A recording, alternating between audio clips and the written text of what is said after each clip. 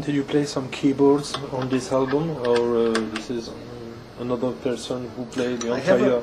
I have a keyboard player now in the band, yeah. Fabio Ribeiro, and it's interesting because he's playing together with me for ages, and he was always the guest keyboard player for the live presentations with Angra and Shaman, and in my opinion, he's definitely best keyboard player in Brazil, and we're friends for so many years. So in the band, I decided to have a steady keyboard player, a fixed one, so I could be a little bit more free from this work. But actually, during the recording of the album, we did it pretty much together.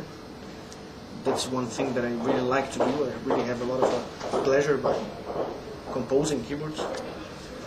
But we split the work, so Fabio is very specialist on analog keyboards like Moog and Hammond and all these kinds of things, and also synthesizers is his thing, so he's very good on programming synthesizers, effects and things, so there's a lot of effects in the album, what's very, very interesting.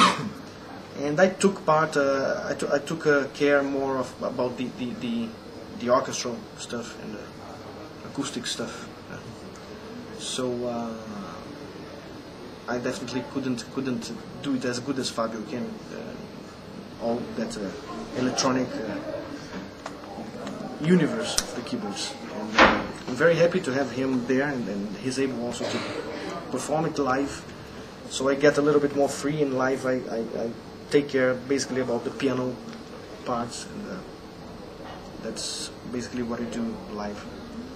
And what about your new version of New Moonlight, an old tune of Viper? Is it? Why did you want to record it again? Because that's the very first song that I ever composed, and by myself. And in my first solo record, it was pretty much symbolic to have it. But I didn't want to do it the same way as it was done many years ago. I was 17 when I composed the song. So for me it was a big challenge, to go back in time, and it's the same as if I would, have written a book, and only now, after many years and many experiences, I was able to write the final chapter to the book. So that's why there are some additional lyrics to the song, and there's also some additional musical parts, and it's probably the song that took the largest time to get finished in the record, but it was a big challenge and a big, a big reward for me, to see it finished. And what about the band? Could you introduce the musicians for us? Well, we already talked about Fabio, the keyboard player, and then we have Mariucci brothers, Luis and Hugo, both from Angra and Shaman. They are very well known from everybody, so I think I don't need to tell much about them. But is it a reunion of friends? Yeah, the other guitar player is Andre Zaza Hernandez, who's here in Paris with me, and he's also an old mate from the Angra times. He was the former guitar player for Angra. He left the band before the recordings of Angels Cry. However, he was responsible for many of the guitar arrangements that you can listen in that album. And he moved away from São Paulo, so we kept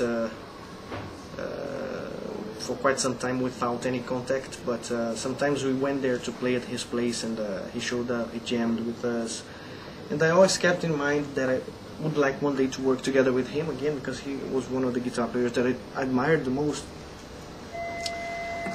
And by coincidence, he was back in São Paulo something like 2 years ago. So that was right at the timing when I was setting up the new band, and he was invited for it, and I'm very glad to have him here. And at last, drummer, Eloy Casagrande, is a 16-year-old guy. That's very surprising, but he was already very very well known in the musical scene in Brazil because of his age.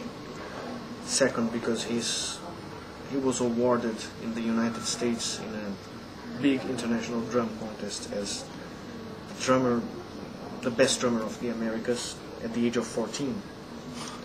So when he was 16 he joined us, and it's funny because he was sort of a fan of our music before, and for him it was scary to be there and do a test together, and but I knew right after he played, I knew that he should be the chosen one.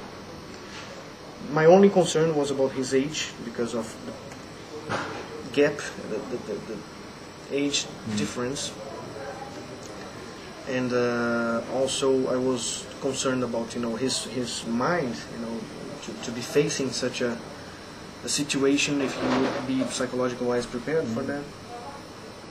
But actually, everything went really fine. He plays like an adult, and he also behaves quite down to earth. So there was no reason to worry about. And he even went with us to Japan, and we played in a huge festival in Japan in front of 20,000 people. So there's no bigger test than that. And he did it quite well. And he proved that he was the right choice. Cool.